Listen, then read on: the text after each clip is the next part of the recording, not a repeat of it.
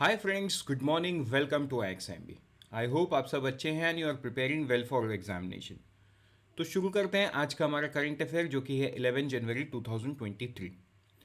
So friends, let me remind you, download the pipedia, revise the material because exam सामने आ रही है बहुत सारी। LIC, ECGCO, RBI, SEBI, RBI assistant, ये सारे एग्जाम के लिए ना रिविजन बहुत ज़रूरी है एंड सिट भी तो आप दे ही रहे हो।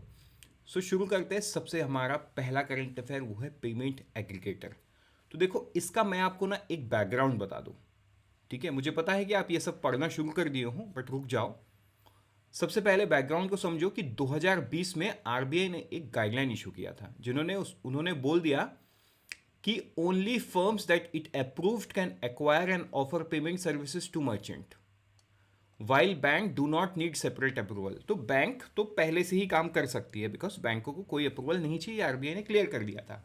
लेकिन बाकी एंटिटी के लिए RBI ने बोल दिया था कि भाई बिना मेरे अप्रूवल का कोई भी पेमेंट नहीं ले सकता। तो जिस वजह से बहुत सारे कंपनी को तो तब प्रॉब्लम में आ गए थे, बट तब उन्होंने एक रिलैक्सेशन भी दिया था। क्या दिया था? Allowed them to continue their operation till they receive communication from the regulator regarding the fate of their application. उन्होंने बोला था कि आप RBI में जून 2021 तक पेमेंट एग्रीगेटर सर्विस का जो एप्लीकेशन है वो अप्लाई कर दो, एंड धीरे धीरे उसके बाद RBI प्रोसेस करता रहा। लेकिन उनके काम में कोई असर नहीं आया।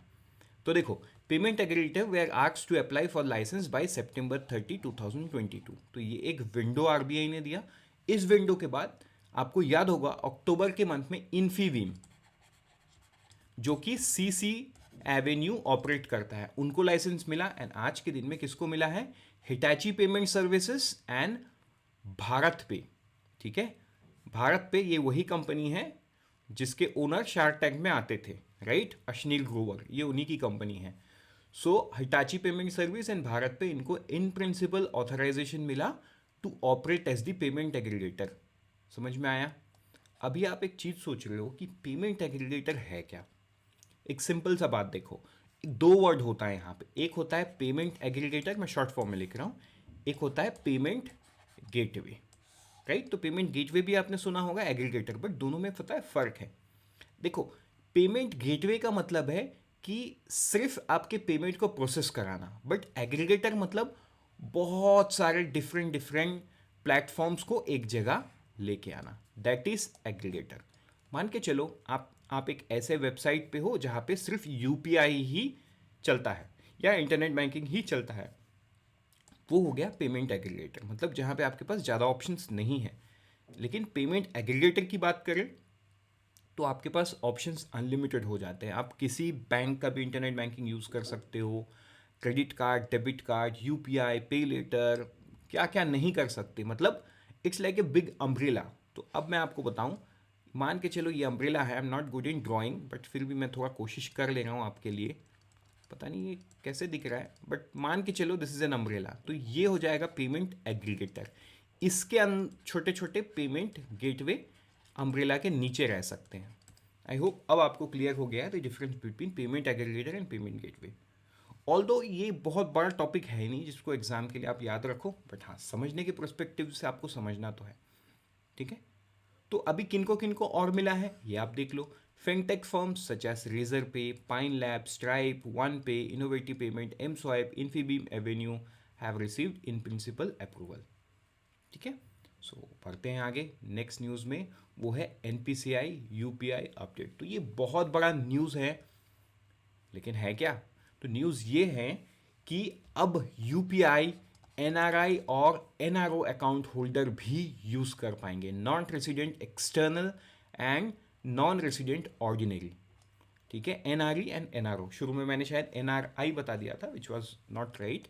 NRE या NRO अकाउंट होल्डर्स जो है विथ इंटरनेशनल मोबाइल नंबर्स, वो भी अब UPI को यूज़ कर पाएंगे, राइट? कब से यूज कर पाएंगे? The UPI ecosystem member have to comply with NPCI direction by April 30, 2023। कौन से देश, क्या दुनिया भर के लोग यूज कर पाएंगे? The answer is straight no.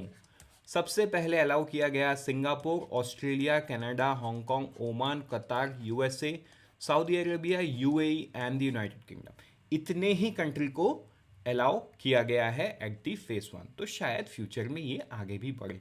And ये भी पता है एक स्टेप है, बिकॉज मान के चलो कोई सिंगापुर में है या मान के चलो कोई ऑस्ट्रेलिया में है, तो उनके पास तो ऑस्ट्रेलिया में लोकल ऐसा कोई फैसिलिटी है ही नहीं। अब कोई एनआरआई या एनआरओ वो सिस्टम यूज़ कर पाएंगे, तो obviously Australians will also get aware of such thing in India and probably UPI can become international.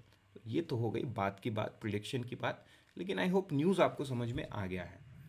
चलो बढ़ते हैं आगे अगले न्यूज़ पे, tenure extension. Again a very important news for any banking aspirant. क्या है कि जो माइकल डी पात्रा है, डॉक्टर माइकल डी पात्रा, जो आरबीआई में डिप्टी गवर्नर हैं, इनका टेन्योर 1 साल से गवर्नमेंट ऑफ इंडिया एक्सटेंड कर दिया है विथ इफेक्ट फ्रॉम जनवरी 15, 2023। ठीक है, डॉक्टर पात्रा कौन है? He is the monetary policy department, in charge of the monetary policy department and A member of 6 member MPC. ठीक है, तो इनका जो टेन्योर है ये जनवरी 14 को ख़त्म होने वाला था, जनवरी 15, 2023 से अब ये जनवरी 14, 2024 तक एक्सटेंड कर दिया गया है। सो आई होप ये आप याद रखोगे। सो अगेन ये एक करियर ऑफिसर है आरबीआई में, ये भी आपको ध्यान देना है। सो बढ़ते हैं आगे नेक्स्ट न्यूज़ में रिगार्डिंग वर्ल्ड स्पाइस कांग्रेस। तो 14th edition of World Spice Congress जो कि कहाँ होगा? मुंबई में होगा, फ्रॉम 16 to 18 Feb 2023। इंडिया को क्या बोला जाता है? Spice bowl of the world. क्या बोला जाता है? Spice bowl of the world. तो ये भी आपको ध्यान में रखना है। आपको याद होगा आईबीपीएस आरआरबी के एग्जाम में पूछा था कि वर्ल्ड स्पाइस कांग्रेस कहाँ हेल्ड हुआ था, राइट? तो अब ये फिर से वर्ल्ड स्पाइस कांग्रेस मुंबई में हेल्ड होने जा रहा है, तो ये भी आपको ध्यान में रखना है। पढ़ते आगे नेक्स्ट न्यूज़ में, वो है पृथ्वी 2। So successful training launch of short range ballistic missile Prithvi 2 carried off Orissa coast. Orissa coast से जो पृथ्वी 2 मिसाइल है इसका final and successful testing complete हो चुका है। ठीक है, बढ़ते आगे नेक्स्ट न्यूज़ में, वो है नारी संगम एंड स्पर्धा। तो department of personnel and training इन्होंने ऑर्गेनाइज कर रहे हैं Nari Sangam and Spardha women sports meet tomorrow at Vinay mart complex new Delhi. तो ये आपको ध्यान देना है कि कौन कर रहा है नारी संगम एंड स्पर्धा, इसको कौन कर रहा है? डीओपीटी। तो बस इतना ही चीज़ आपको याद रखना है। बढ़ते हैं आगे लास्ट न्यूज़ की तरफ, वो है नेशनल यूथ फेस्टिवल। तो जैसे कि पता है यूथ डे तो 12 जनवरी को हर साल मनाया जाता है। तो प्राइम मिनिस्टर इनॉग्रेट करेंगे नेशनल यूथ फेस्टिवल, कहाँ पे? हुबली, कर्नाटक। ठीक है, इसका थीम क्या रहेगा? थीम रहेगा विकसित युवा विकसित भारत। ये आपको याद रखना है। With this, we are done for today. Let's meet tomorrow morning once again. Till then, unfold your potential with IXMB. All the best for all the exams that you are preparing. And always remember, IXMB helps you prepare 50% faster.